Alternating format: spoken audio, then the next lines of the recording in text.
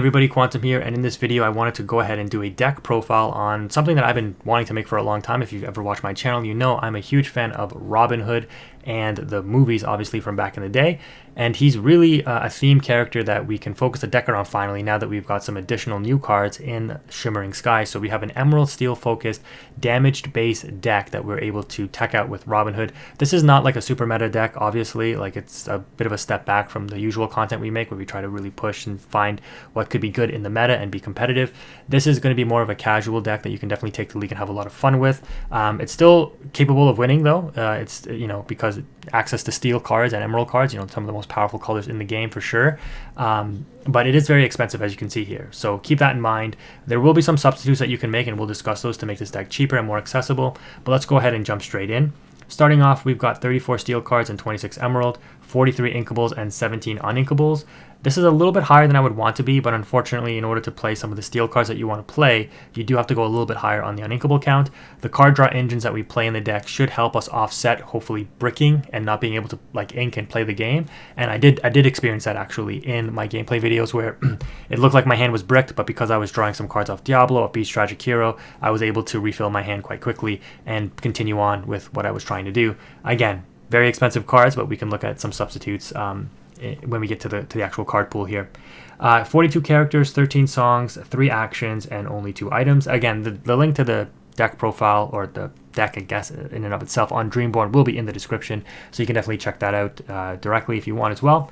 On curve, we play pretty nicely up to 6, nothing above that. And the 3 cost here is obviously very saturated, but it's because we play the steel songs, Strength of a Raging Fire, Let Storm Rage On, in order to play with the Ursula here. So again, we'll cover kind of what the concept of the deck is and what you're trying to accomplish here. And I think the gameplay video will be in a separate video, just because, to explain the deck list like this and how it works, it might be like an over 10-minute video. So I don't want to make this like a 45-minute video, because I do have 3 matches to show you with this deck. Anyways, getting into the card pool here, we've got 4 Diablo. Again, the only real reason to play this is because of the Shift Diablo, but this is a great card still to play on 1. First of all, because you can see the opponent's hand, obviously, and it can help you facilitate your future lines of play, and maybe you go for Shift Robin Hood early, maybe you wait, it can really help you make those decisions. But also, it's a shift target for the 3-cost Diablo. If you're not going to be playing, the Diablo package, because you're like, it's too expensive, I don't have access to them, whatever, you can definitely sub this out for Captain Hook, I think, and that's a great option as well, especially if your meta, or your league is really heavy on like the aggro packages, because Captain Hook combined with some of these steel actions and songs can definitely instantly take out some of the biggest meta threats in terms of the aggro decks that they play, like the Daisy Ducks and stuff, very, very effectively. So there is that option. And again, if you watch the gameplay video, I show you kind of how you can use combinations of cards to out the aggro threats very, very early and just make it not be a problem for you. Next up, we've got 4 Robin Hoods, of course. No need to explain that. It's a Robin Hood themed deck, so 1 drop, 4 copies of that Robin Hood. On 2, just because when I was building this deck, I was opting to play the 2-drop uninkable Robin Hood, but I realized that I had so many shift targets that I wanted to try the morph in this deck. In testing, I didn't actually get a morph shift off, I don't believe, and usually you're going to want to be playing so that you react to your opponent, so there's very little opportunity sometimes for you to set this up. But if you don't have any other turn 2 play, dropping this and just having it sit there and threatening any kind of shift, because you do play a lot of very low cost shifts, is pretty good. So this is definitely a card I think you can definitely run 3 of and be okay. And then the other 2-drop card is the other new Robin Hood Archery Contestant. This is like a pseudo goat. It is a 2-cost inkable 2/2 body, so not great and only quests for 1. But just the fact that later on in the game you can drop this and surprise an opponent and gain a lore out of nowhere is really nice. And also, if you don't have the 1-drop Robin Hood, you can have this 2-drop Robin Hood, even though the ability may not proc. It's just setting up for the Shift 3 Robin Hood, which is really nice as well. So you have basically 8 options to set up for a Shift 3 Robin Hood now, which is nice, without having to play the other 2-drop uninkable Robin Hood that exerts to ping 1 damage, right? You could definitely put that in there if you want. Again, it maybe morph is too expensive, but yeah, it should be pretty cheap nowadays. Yeah, $1 each. You should be able to have morph if you want to build this deck out the way it is. Next up, we've got Diablo. So again, one of the more expensive cards in the deck. If you were going to sub out the 1-drop Diablo for Captain Hooks, you can sub out this Diablo for Whole New Worlds. I would advise you to do that. Whole New World should be like one third of this price, and it's a pretty staple card in Steel, so hopefully you already have access to it. It's been out for a while now, but Diablo is very strong. because the whole new world is good because you can sing it with a lot of your shift targets. So you can sing the whole new world pretty early, especially on the play. It can generate you a ton of advantage, similar to what it does in Amber Steel's song. But then you give your opponent a fresh 7 as well. And as we know, with aggro being very popular in the format, that could be a bit of a problem if the aggro player has just dumped most of their hand onto the board anyways. So Diablo is really nice because, let's say you're up against aggro and they use the Chromacon, the Amethyst Chromacon, and they draw a card during their turn. That's going to mean draw 2 for you because you're going to draw 1 off the Chromacon, you're going to draw 1 off the Diablo, right? Plus you drew 1 for your turn. So you just plus 3'd, right, during your opponent's turn off them drawing 2 cards, right? So the Diablo can be really strong in the meta still, I think, and aggro decks, to my knowledge, don't really have a way to deal with this other than, no, they can't befuddle it, right, because befuddle is 2 or less. So this card can just really help you generate a ton of advantage, and then if you start drawing into your steel removal songs and actions, like, you're just going to cook aggro, which is another reason why you might want to play a deck like this. Like Diablo is so strong for that meta right now if you're in an aggro heavy meta.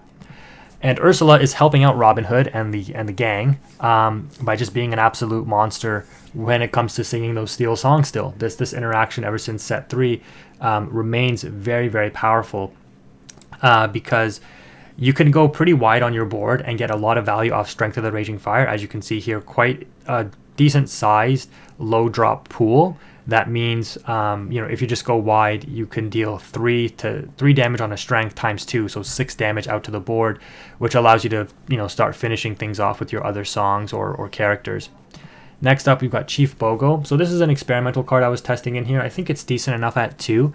If you see it, it's really nice. If not, I guess it's fine. But I don't think you want to run more than 2 because it is uninkable and it is kind of a bricky card. If you do get this out, though, you can definitely start locking down the board quite heavily, especially against aggro. Like this card just wins you the game against aggro. So maybe we're teched a little bit too hard against aggro, but this card is definitely super strong against the aggro matchup. In other matchups too, it can definitely do some work and help you ping off the last bit of damage you need to characters. Now that Bucky's out of the meta, which is kind of unfortunate because I think this deck would have done pretty nicely against Bucky as well, like the Bucky meta, but it's fine. But yeah, helping you finish off other characters and putting damage on characters to proc your Robin Hoods is very nice. Speaking of which, the new Robin Hood, Sneaky Sleuth, is a 5-cost inkable 3/5 body that shifts for 3, and this character gets +1 lore for each opposing damage character in play. So imagine if on turn 4 you drop Chief Bogo, turn 5 you're able to shift this Robin Hood, right, for 3, so you still have 2 ink available assuming you ink for the turn. The Chief Bogo will do 1 damage to hopefully 2, 3, 4 characters, and then this thing can quest for 3, 4, 5 potentially, right? Pretty strong interaction, and then you have the Chief Bogo from the previous turn that can likely sing one of your very powerful steel songs, or if on turn 3 you were able to set up an Ursula, turn 4 Bogo, right, and let's say turn 1 or 2 you were able to set up one of these 2 Robin Hoods, you can kind of just see how strong the lines can be, right, into just dealing a ton of questing power to your opponent. Or I call it, in MTG it's like you deal damage to your opponent, but yeah, you're able to quest for a lot because you don't deal questing damage, I guess. But yeah, this card could be pretty good in testing. This card was a little underwhelming because maybe it's because my opponent was, more of a competitive oriented player, and so I always had to constantly react to his board, so I was never really able to set up the ability to quest with him, really. I think I quested with him once, actually, in my 3 matches, but it was still underwhelming.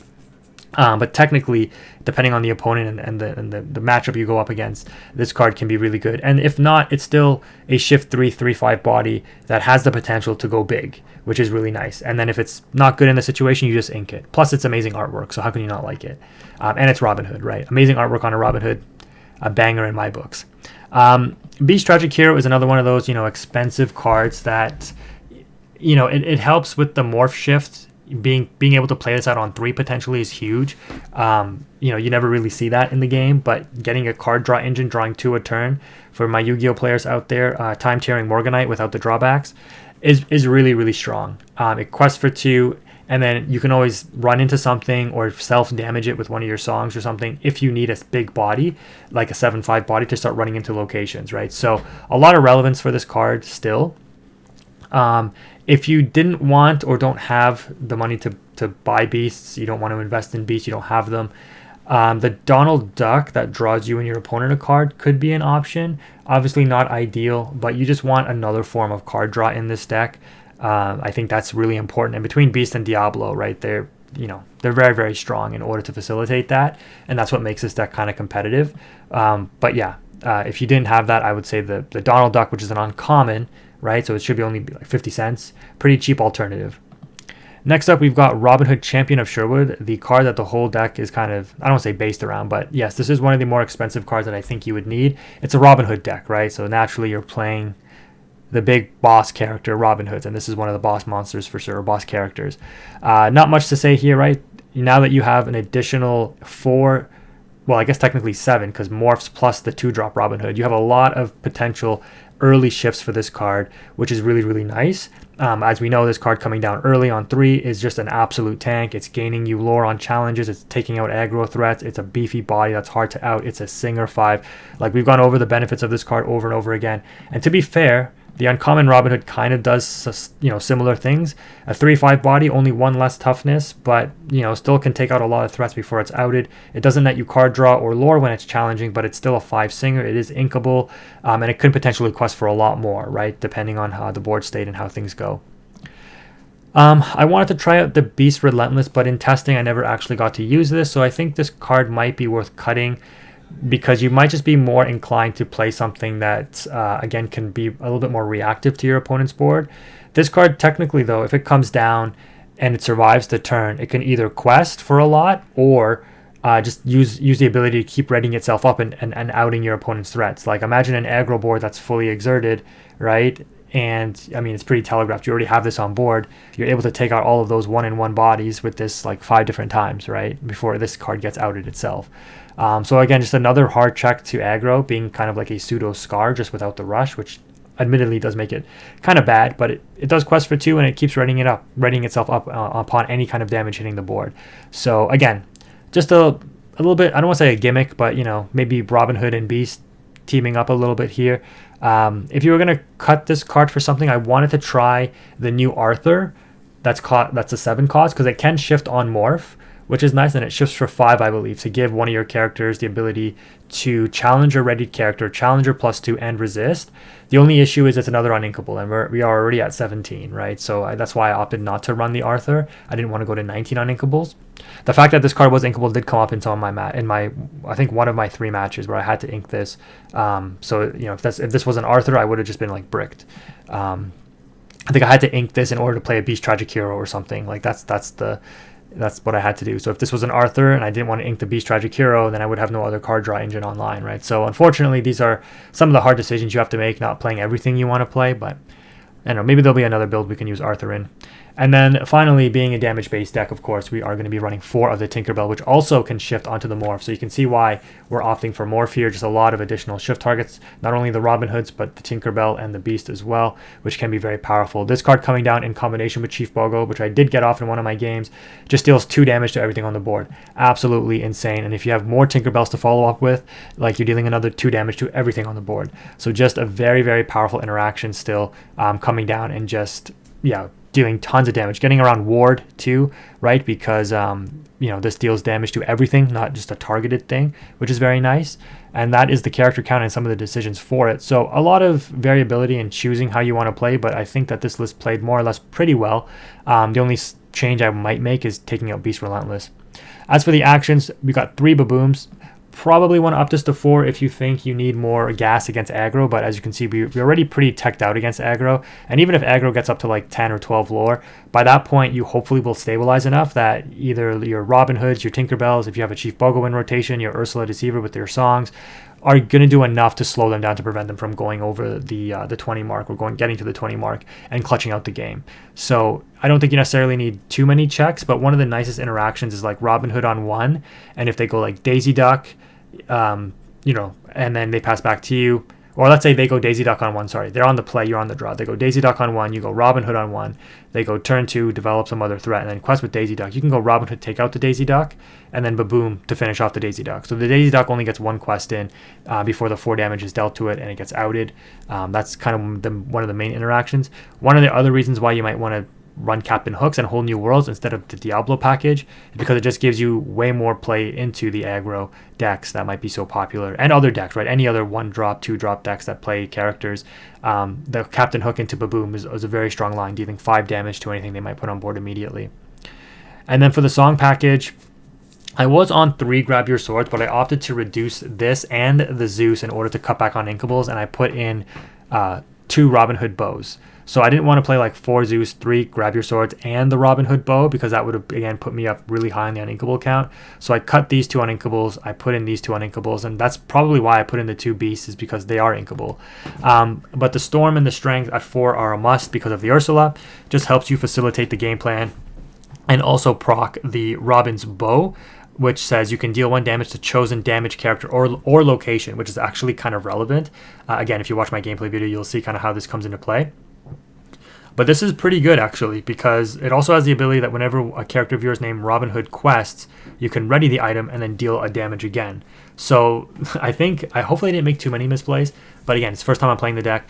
There are some interesting lines of play where like you can opt to quest with your Robin Hood and gain lore. So for example, this works really well with like this Robin Hood potentially, because I don't want to challenge with this, I want to quest for big damage.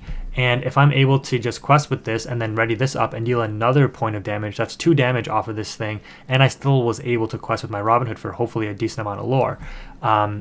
So there's some interesting interactions. You got a lot of Robin Hoods on here, so you can quest with like 3 of them, ready this up 3 times, and then deal a total of 4 damage, right, across just straight up just activating it, which is really relevant. And the fact that it can do damage to locations can be pretty meaningful as well. Again, it has to be a thing that's already damaged, so keep that in mind.